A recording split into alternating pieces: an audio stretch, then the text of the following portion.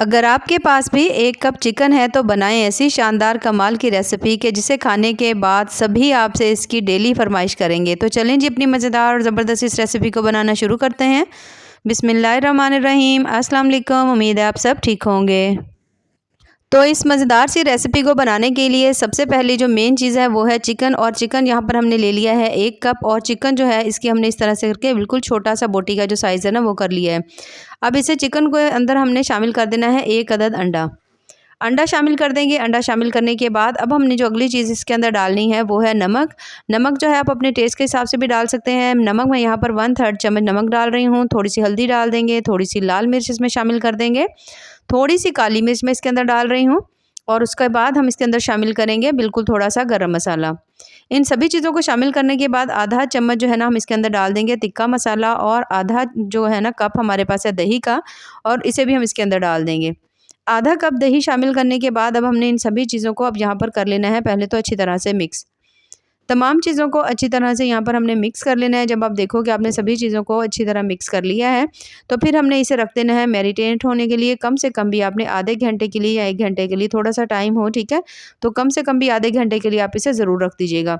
तो इसे हम ढाँप कर रख देते हैं कम से कम आधे घंटे के लिए। और तब तक हम यहाँ पर ले लेते हैं 1 अदद बोल। और बोल में हमने शामिल कर लिया है यहाँ पर तकरीबन 1 अदद आलू है। इसे मैंने बहुत अच्छी तरह से बॉईल कर लिया था। बॉईल करने के बाद अब आपने इसको मैश कर लेना है अच्छी तरह से। जब आप आलू को अच्छी तरह मैश कर लें तो फिर हम इसके अंदर शामिल करेंगे 1 अदद अंडा। अंडे को यहाँ इसके अंदर शामिल करने के बाद अब यहाँ पर अगर आपके पास बहुत ज़्यादा छोटे साइज़ का अंडा हो तो फिर आप इसमें 2 डाल लीजिएगा, ठीक है, नहीं तो 1 ही काफ़ी है। तो मेरे पास थोड़े बड़े साइज़ का था तो ये मैंने इसके अंदर डाल दिया। थोड़ी सी हमने इसमें काली मिर्च डाल दिया है, थोड़ा सा नमक टेस्ट के हिसाब से डाल देंगे। और अब हमने इन सभी चीज़ों को यहाँ पर अच्छी तरह से मिक्स कर लेना है। मिक्स हमने इस तरह से इसलिए करना है क्योंकि इसके अंदर कोई भी गुठली वगैरह रहने का चांस ना हो और बिल्कुल ज़बरदस्त सा ये तैयार हो जाए। 2 चम्मच हमने इसके अंदर डाल देना है कुकिंग ऑयल के, और उसके बाद थोड़ा सा धनिया डाल देंगे। 3 चम्मच हमने इसके अंदर डालने हैं मैदे के। तो ये हम यहाँ पर मैंने ये दूसरा चम्मच डाल दिया और ये हमने डाल दिया इसके अंदर तीसरा चम्मच। 3 चम्मच डालने के बाद अब आपने इसको मिक्स कर लेना है।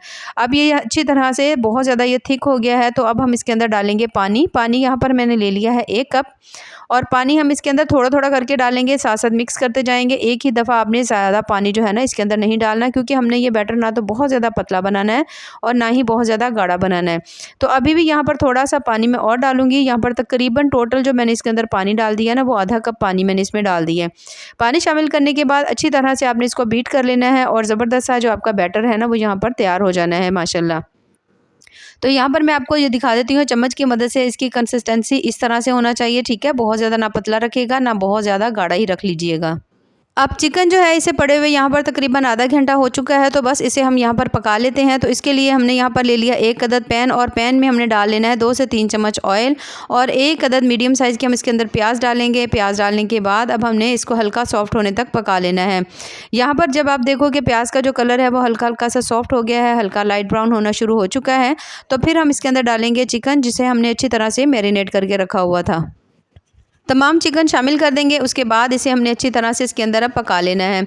यहाँ पर आपको इसके अंदर पानी डालने की ज़रूरत नहीं होगी, क्योंकि जो गोश्त है वो भी थोड़ा बहुत अपना पानी छोड़ेगा। उसके साथ इसके अंदर दही भी है, तो इन सभी चीज़ों से पानी की मिकदार जो है ना वो थोड़ी सी ज़्यादा हो जाएगी और इसी में चिकन जो है ना वो गल जाएगा, क्योंकि जो चिकन है वो भी इसकी बोटी का साइज़ भी बहुत ज़्यादा छोटा सा है, तो बहुत ज़्यादा जल्दी से गल जाएगा।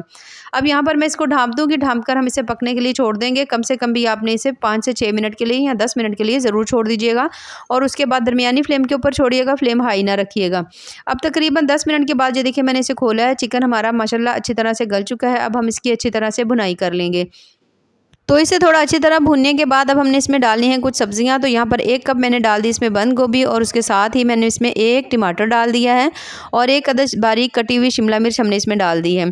अब इन सभी चीज़ों को शामिल करने के बाद थोड़ा सा हम इसको पका लेंगे कुछ देर के लिए, जब तक कि तमाम जो सब्जियाँ हैं ना वो हल्की सी सॉफ्ट नहीं हो जाती।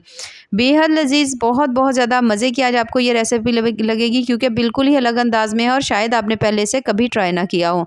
तो यहाँ पर आप देख सकते हैं मसाला ज़बरदस्त हमारा तैयार हो चुका है। चिकन भी काफ़ी हद तक जो है ना वो पक चुका है और जितनी भी हमने इसके अंदर डाली थी ना सब्जियाँ वो भी अच्छी तरह से पक गई हैं।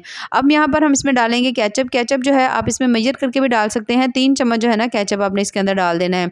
इसे शामिल करने के बाद यहाँ पर हम इसके अंदर कोई भी और सॉस जो है वो नहीं डाल रहे हैं। अब इन्हें शामिल करने के बाद आपने इसे मिक्स कर लेना है अच्छी तरह से। कुछ देर के लिए पका लीजिएगा कि इसके अंदर नमी ना रहे। अब यहाँ पर इसमें डाल देंगे हम थोड़ा सा सब्ज़ धनिया। सब्ज़ धनिया डालने के बाद हल्का सा फिर से मिक्स कर लेंगे और इसे हमने उतार लेना है।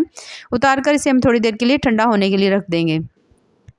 तो जब तक चिकन ठंडा होता है यहाँ पर जो हमने रखा हुआ था ज़बरदस्त सा अपना बैटर, इसे थोड़ी देर के लिए छोड़ दिया था। इसके बनाने का तरीका यह है कि आपने ले लेना है पैन, हल्का सा ऑयल लगाएंगे और 3 चम्मच भरकर, जो दूसरे होते हैं ना बड़े वाला चम्मच, 3 चम्मच भरकर मैंने इसके अंदर डाल दिया है। डालने के बाद अब आपने इस तरह से करके इसको फैला लेना है। अच्छा, अगर आपको लगे कि ये आपसे नहीं बन रही तो फिर आपने इसके अंदर जो है ना 1 अदद अंडा और शामिल कर लीजिएगा, उससे बहुत ज़्यादा जल्दी से तैयार हो जाएगी। अब आपने देखना है जैसे ही ऊपर वाली साइड हल्की-हल्की सी पक गई है तो फिर आपने हल्का सा इसके ऊपर ऑयल लगा देना है। ऑयल लगाने के बाद फिर आपने इसकी जो है ना आराम से इसकी साइड को चेंज कर लीजिएगा। अगर नहीं चेंज होना तो फिर आपने इसके ऊपर कोई ब्लेड वगैरह रख कर भी आप इसे चेंज कर सकते हैं।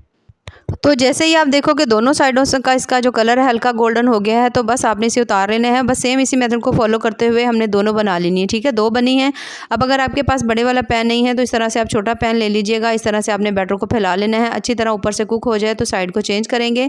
और ये आपने दोनों जो रेसिपी है ना ये आपने बिल्कुल हल्की फ्लेम के ऊपर, ठीक है, इसे बनाना है। इसे आपने तेज़ फ्लेम के ऊपर नहीं बनाना। अब यहाँ पर हमने ले लिया 1 अदद पैन और पैन में हमने 1 चम्मच या 2 चम्मच ऑयल डाल लीजिएगा और उसके बाद हमने इसमें 1.5 चम्मच जो है ना मैदा डालना है। मैदा शामिल करने के बाद अब आपने इसको हल्की फ्लेम के ऊपर इस घी के अंदर आपने इसको अच्छी तरह से भून लेना है। बहुत ज़्यादा आपको टाइम नहीं लगेगा और बहुत ज़्यादा आपने इसे हाई फ्लेम के ऊपर बिल्कुल नहीं भूनना। हल्की फ्लेम रखिएगा। हल्की फ्लेम के ऊपर भूनेंगे तो जो है ना मैदा बहुत अच्छी तरह से पक जाएगा और इसके अंदर से अच्छी सी खुशबू भी आ रही होगी। अब यहाँ पर आप देख सकते हैं जो अच्छी तरह से ये पक चुका है। हल्का-हल्का सा इसका जो कलर है वो लाइट गोल्डन होना शुरू हो चुका है। बहुत ज़्यादा हमने वैसे भी डार्क गोल्डन नहीं करना। तो अब यहाँ पर हम इसके अंदर शामिल करेंगे दूध। यहाँ पर आप फ्लेम बंद कर दीजिएगा और दूध जो है यहाँ पर मैं इसमें 1 कप शामिल करूँगी। 1 कप शामिल करने के बाद हमने इसे जल्दी से मिक्स करना है कि इसके अंदर कोई भी गुठली वगैरह नहीं बने। तो जब आप इसे अच्छी तरह मिक्स कर लेंगे तो उसके बाद हमने इसके अंदर डालना है दूध। अब हम यहाँ पर हमने जो दूध है वो आधा कप डालना है। ठीक है, 1 कप हमने पहले डाला था, आधा कप हमने यहाँ पर फिर से डाल दिया। अब इसमें डाल देंगे थोड़ा सा नमक और उसके बाद तकरीबन 1/3 चम्मच इसके अंदर मैंने डाल दी है काली मिर्च। इन दोनों चीज़ों को शामिल करने के बाद अब हमने इन्हें मिक्स कर लेना है। मीडियम लो फ्लेम के ऊपर इसे पका लेंगे ताकि ये अच्छी तरह से अंदर तक पक जाए और जो मैदा है वो कच्चा नहीं रहे। 4 से 5 मिनट के अंदर आप देखेंगे कि ये बहुत अच्छी तरह से गाढ़ा हो चुका होगा। बहुत ज़्यादा ज़बरदस्त से ये हमारी जो सॉस है यहाँ पर ये तैयार हो जानी है। देखिए माशाल्लाह कितनी ही ज़बरदस्त तैयार हो चुकी है और बहुत अच्छी तरह गाढ़ी हो चुकी है। बस इसे उतारेंगे क्योंकि ये थोड़ी सी और फिर गाढ़ी हो जाएगी जैसे ही ठंडी होगी। तो इसे मैंने यहाँ पर निकाल लिया है बॉल में। ये देखें माशाल्लाह कितनी ज़बरदस्त हमारी जो सॉस है वो तैयार हो चुकी है। अब इसे और ज़्यादा टेस्टफुल बनाने के लिए हमने इसमें डाल देने हैं मायोनीज़ और यहाँ पर मैं इसमें तकरीबन 2 चम्मच मैंने शामिल कर दिया है। अब इसे दोबारा से चम्मच के साथ अच्छी तरह से मिक्स कर लेंगे। अच्छी तरह से मिक्स करने के बाद माशाल्लाह बहुत ज़बरदस्त और टेस्टफुल सी हमारी जो सॉस है वो तैयार हो चुकी है। तो अब हम अपनी रेसिपी को आगे बनाना शुरू करते हैं। तो अब यहाँ पर मैं आपको इसके 2 तरीके बताऊंगी। एक तरीका तो ये वाला है कि इसके अंदर इस तरह से जो हमने बड़ी वाली रोटी बनाकर रखी हुई थी ना, इसे आप इसके अंदर रखें और इसकी साइड्स को हमने कट कर लेना है। ठीक है, ये देखिए यहाँ पर मैंने इसकी साइड्स को कट कर लिया है। अब जो हमने ये बनाकर रखी हुई थी सॉस, इसे आप इसके ऊपर डालेंगे। डालने के बाद ये सॉस जो है ना थोड़ी हमने ज़्यादा मिकदार में डालनी है क्योंकि सॉस का टेस्ट बहुत ज़्यादा मज़े का आता है।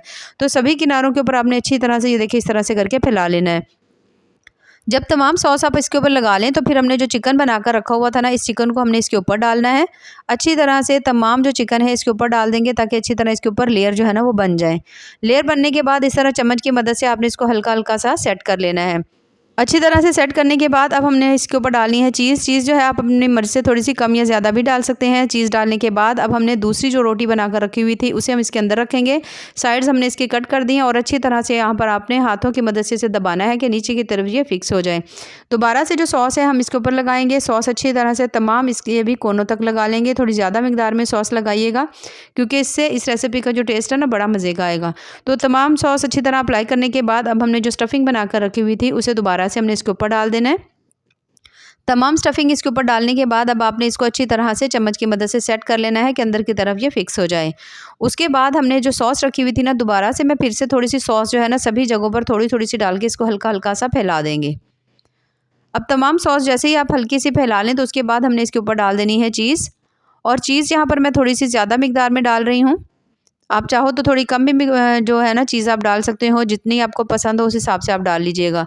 आगे वैसे भी ईद आ रही है, तो अगर आप इसे ईद पर भी बनाते हैं तो आप यकीन करें आपको इस रेसिपी का बहुत बहुत ज़्यादा मज़ा आएगा, क्योंकि बहुत सारे तरीक़ों से आप इस रेसिपी को जो है ना बना सकते हैं और बेहद लज़ीज़ मज़े की बनती है।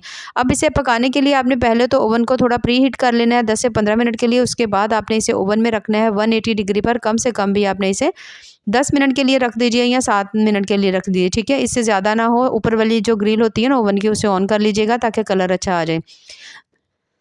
अब अगर ओवन नहीं हो तो आपके पास इस तरह से करके आप पैन ले लीजिए और हल्का सा ऑयल लगाने के बाद ये जो हमने जो पराठा सा बनाए थे इसे इसके अंदर रखेंगे। तमाम सॉसेस के ऊपर लगाएंगे। उसके बाद हमने जो स्टफिंग बनाकर रखी हुई थी इसे इसके ऊपर फैला देंगे। और जब तमाम स्टफिंग आप इसके ऊपर इस तरह से करके आपने थोड़ी दबा दबा कर लगानी है, ठीक है। अब जो हमने रोटी की साइड्स को कट किया हुआ था ना, उसके जो पीसेस बच गए थे ना, वो मैं यहाँ पर लगा रही हूँ ताकि रोटी जो है वो ज़ाया नहीं हो। अब इसके ऊपर दोबारा से हमने तो जो सॉस है वो लगा दी है। थोड़ी सी हमने इसके ऊपर जो चीज़ है उसे लगा दी है। हल्की सी हमने इसके ऊपर जो शिमला मिर्च होती है उसे लगा दिया है। थोड़ा केचप लगा दिया ताकि प्यारा लगे।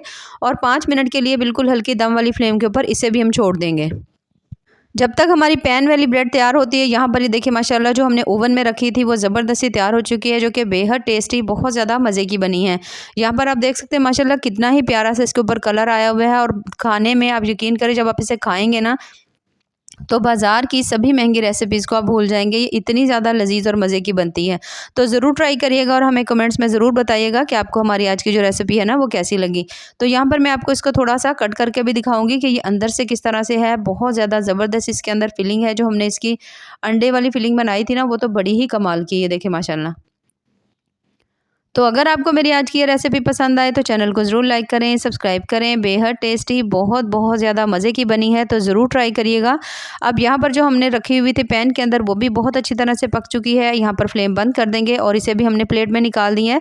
ये देखिए माशाल्लाह ये भी कितनी मज़ेदार और टेस्टफुल सी बनी हुई, तो ज़रूर ट्राई करिएगा। दोनों रेसिपीज़ बहुत बहुत ज़्यादा ज़बरदस्ती बनी है। तो इसे भी मैं आपको हल्का सा कट करके दिखाऊँगी। ये देखिए माशाल्लाह कितनी कमाल की बनी है। बाकी दुआ में याद रखिए। अल्लाह हाफिज़।